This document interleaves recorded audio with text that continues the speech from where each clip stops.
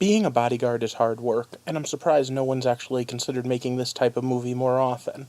All in all, though, I can say it was pretty amazing, and I'm giving it a much higher rating than I thought I would. Welcome to the heart of the stories we tell. My name is Rob, and tonight I will be reviewing The Hitman's Bodyguard. And let me just start by saying that I could give this a high rating just for, well, you don't expect much from action movies. Or I could give this a high rating and say, hey, look, this was a Ryan Reynolds and Samuel L. Jackson movie, and they did exactly what you expect. Or I could give this a high rating and just be like, oh, come on, blood explosions extraordinaire! But I'm not. I'm giving it a high rating because this was a damn good story. And you should go see it, not just for the blood, the guts, the explosions, the car chases, the gun battles. All of those are good, don't get me wrong. The comedy is excellent as well. But you should go for the themes. And with those themes come an amazing story. If you're really, really into how we tell stories, this story was a man in the hole. We had talked about that before. But there's a lot to unpack, so let's talk about the rating. And I'm giving this one a solid gold. If you're first time here watching one of my reviews, I have 5 regular ratings based on the metals of coins, and 2 extra special ones for all the way at the bottom and all the way at the top. In general, a gold is pretty high. Also, if this is first time here, click that subscribe button. But before we get into the spoiler territory, I just have to say, acting-wise, all of the main characters blew me away. Every single actor deserves a huge credit for this movie, because they not just played action roles or comedy roles, which they can all do, but they also played really heartfelt roles. Even the women, who were badass action heroes in their own right. But before I give away too much of this, let's throw up my spoiler warning and then do some elements of fiction. So once again, it's stop. Spoiler time. And as always, we'll start with the setting.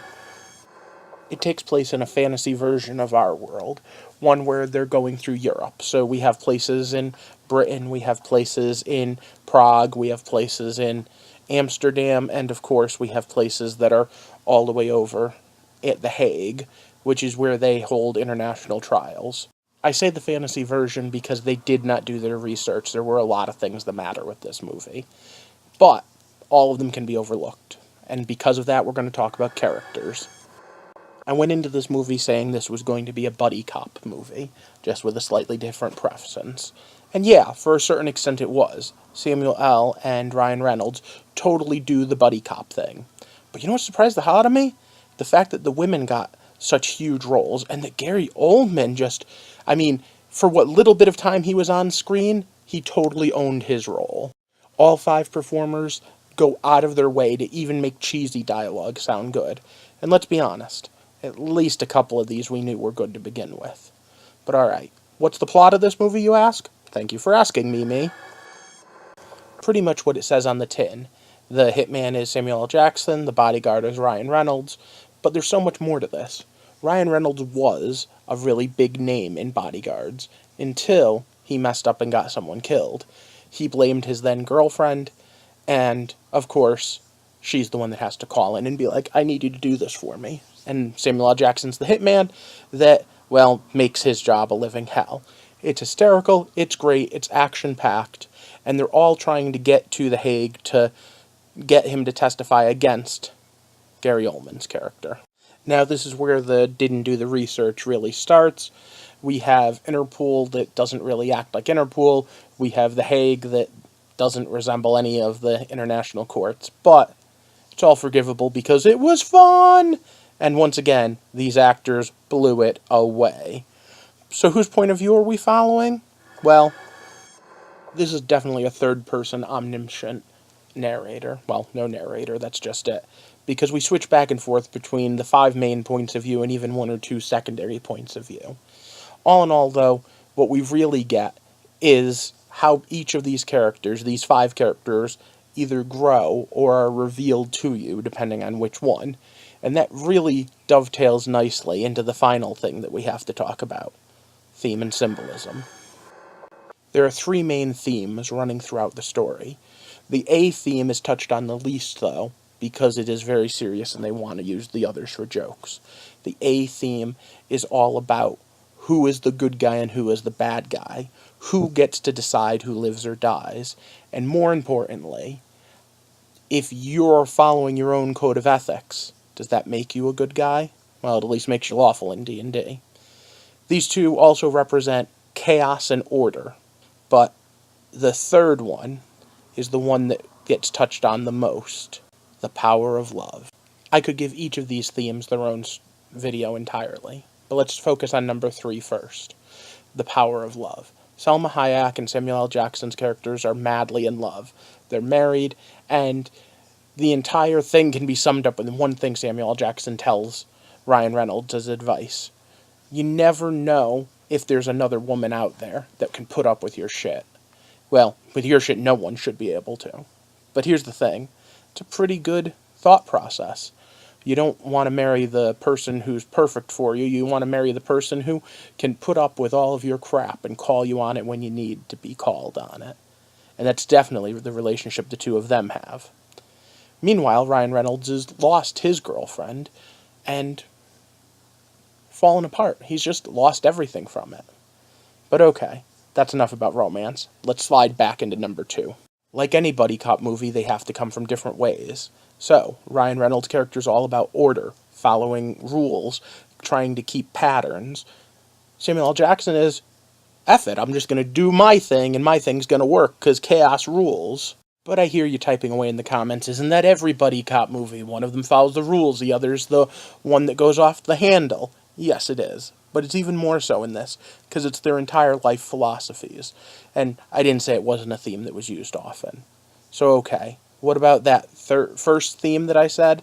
The one about who's the good guy and who's the bad guy? Well, I want you to think about this. The bodyguard protects people, so he's the good guy, right? The hitman kills people, of course he's the bad guy, right?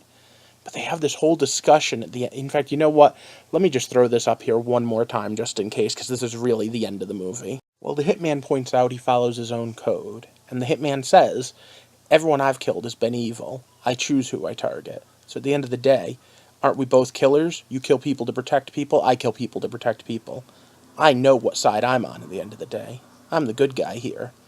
And when Ryan Reynolds' bodyguard tries to go, no, no, no, no, no, you're not, he sits there and goes, who's more evil? The person who kills evil people or the person who tries to protect evil people? So moving on, let's talk about the good. The most important good is this movie is a fun movie. And the next most important good is it's full of great themes like I discussed already, along with action, explosions, things that really make it a summer blockbuster but also make it a thoughtful piece intermixed. One of the best parts about this movie, though, is the fact that it doesn't take itself so seriously. In the middle of an action sequence, we will get some great jokes, but there's still really... There's these moments where you sit there and you say, people are in trouble, and I don't know how they're going to get out of it. And it keeps you on the edge of your seat, even while you're laughing. I could go on, and I already have. So let's just switch to the bad, because there is some. If you at all care about realism, there are going to be things that rip you right out of this movie.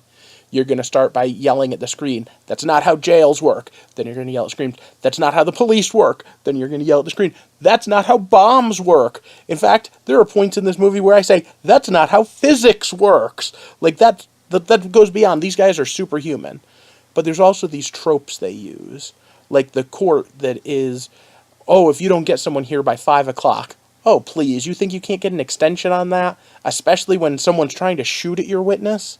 Or the fact that the only person was, of course, her ex-boyfriend that she could go to.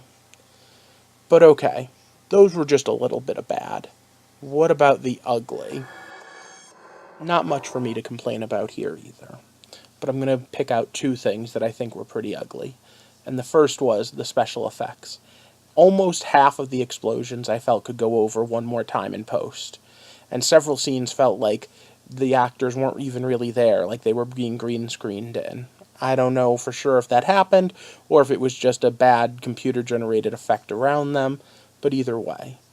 The final ugly is, for all of what it did great, it didn't give enough time. It didn't sit there and give us those themes and symbolism of all of it spelled out enough times. In fact, the number one theme, the whole who's good and evil, almost gets just hand-waved by the end. But I stand by my gold rating.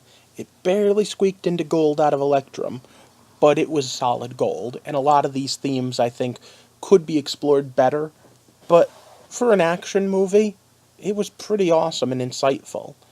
And I will also add, as someone who has done the guy road trip across country several times over the years, this was a pretty realistic road trip, all things considered. You start off not wanting to do it, and then you sit there and you say, no, we just got to get to point A on time, and you run late, and you want to kill each other by the end. That's about right for hanging out with the guys. But those were my thoughts on the movie. I'd love to hear yours down below. Did you agree with me on the gold rating, or do you think I'm being overly generous for a movie that doesn't actually play its themes as strongly as it could? Did you think all the jokes landed? I thought just about every one of them actually made me laugh, and I will say, sitting in the theater, there were people laughing out loud at scenes, and there were audible gasps. And at the same time, some of those action sequences were Jason Bourne level action sequences, even the up-close fighting. And you have to remember, Samuel L. Jackson is no spring chicken, but he did a pretty good job. Let me know down in the comments if you agree or not.